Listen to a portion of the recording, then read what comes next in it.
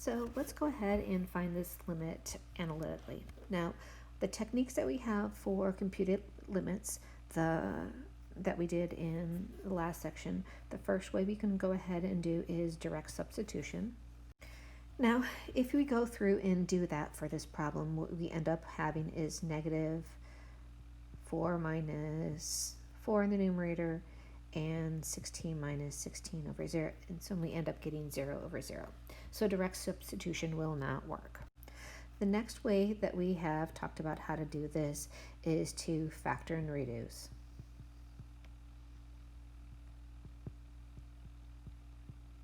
Just remember that this does create a removable discontinuity, and there will be a hole in this graph. All right, so this is the difference of two squares. So the limit as x approaches 4 of x minus 4 all over x plus 4, x minus 4, that goes ahead and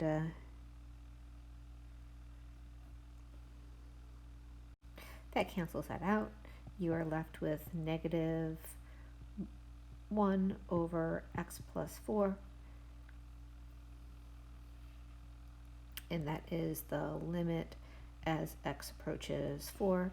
So now using direct substitution, I just get negative 1 over 4 plus 4, or negative 1/8. However, if I now take this same function and look at what happens at the limit as x approaches negative 4, that changes everything. Now I still have the same thing that I reduced, which is negative 1 over x plus 4. That hasn't changed. But now if I go to try to use direct substitution, I am left with negative 1 over negative 4 plus 4, which is equal to negative 1 over 0. So what does this tell me? This tells me that you do have an asymptote at x is equal to 4 is a vertical asymptote. Now, I'm going to go ahead and graph this just so you can see what's going on before I make this definition. Remember, you can always set up a table of values to help you graph this, and I'm going to go ahead and do so now. I just want to plug in a couple of numbers around, oops, that's an asymptote at negative 4.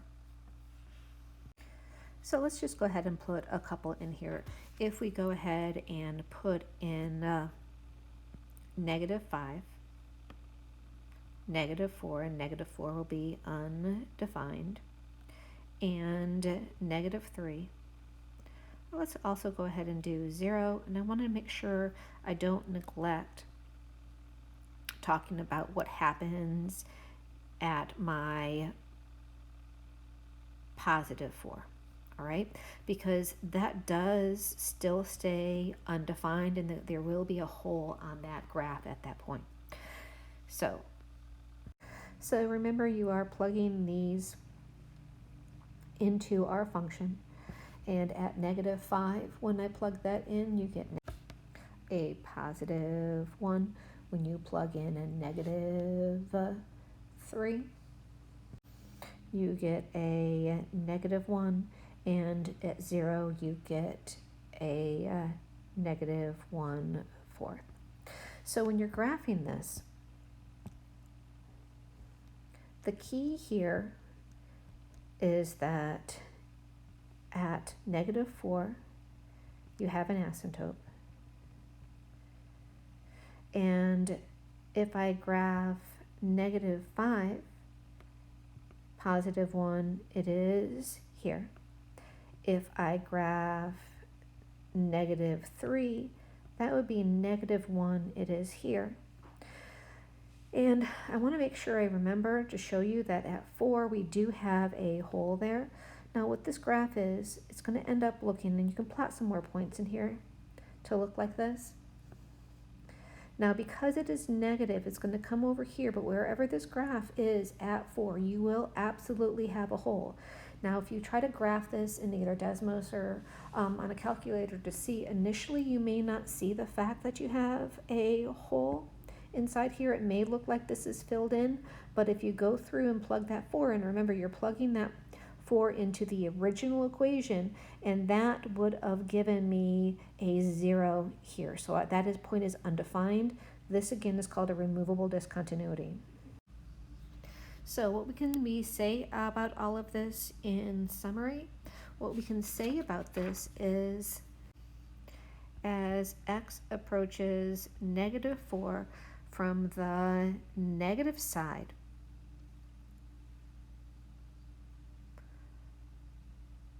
of our function,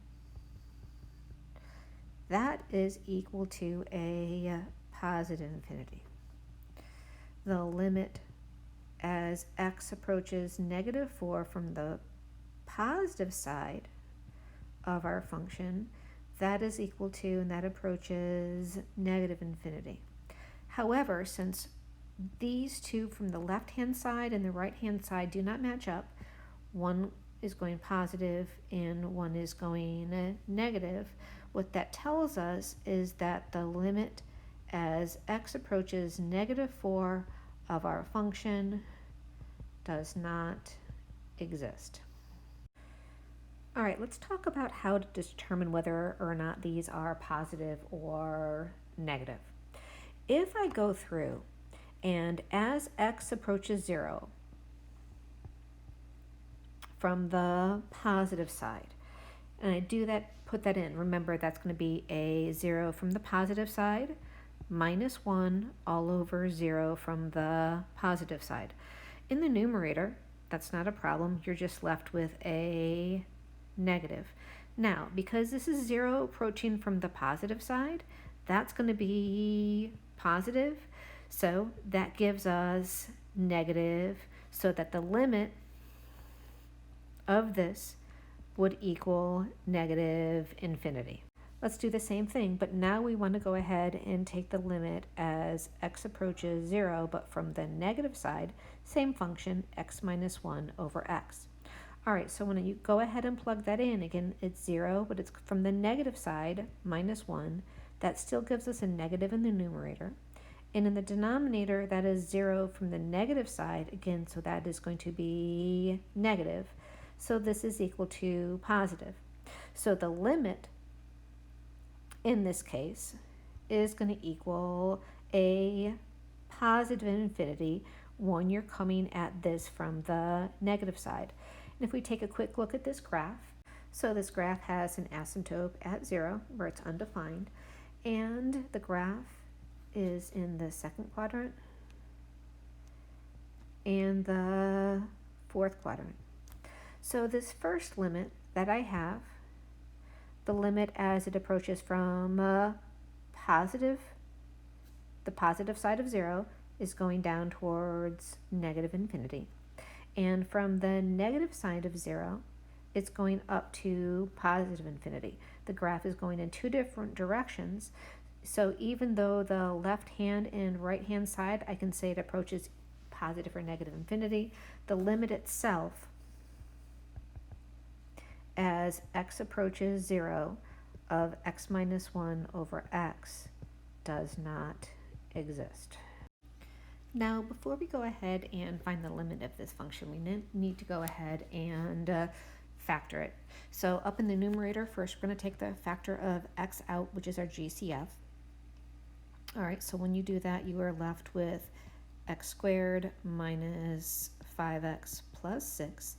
And in the denominator, our GCF is x squared. So then you would be left with x squared minus 4. Now I want to factor that again.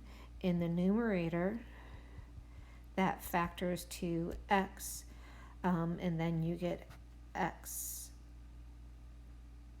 minus 2 and x minus 3. And in the denominator, you're left with x squared, x plus 2, x minus 2. Now, even though we're going to go ahead and cancel this out, we have to remember that our domain here, x cannot equal positive 2 and negative 2, both of them. I will either have a hole or a vertical asymptote. When it cancels out like this, you're going to have a hole in the graph. And again, that is your removable discontinuity. And the remaining piece here, let's also add in 0.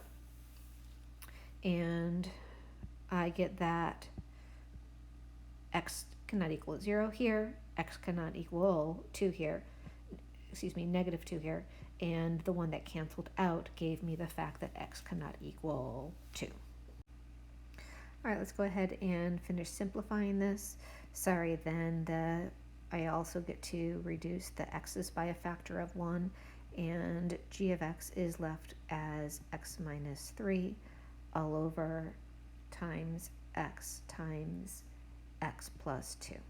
So now we want to find the limit of that. Now we are looking at this from the positive side of the graph. So let's go ahead and examine this. I'm plugging in negative 2, but negative 2 from the positive side minus 3. That's going to give me a negative value in the numerator.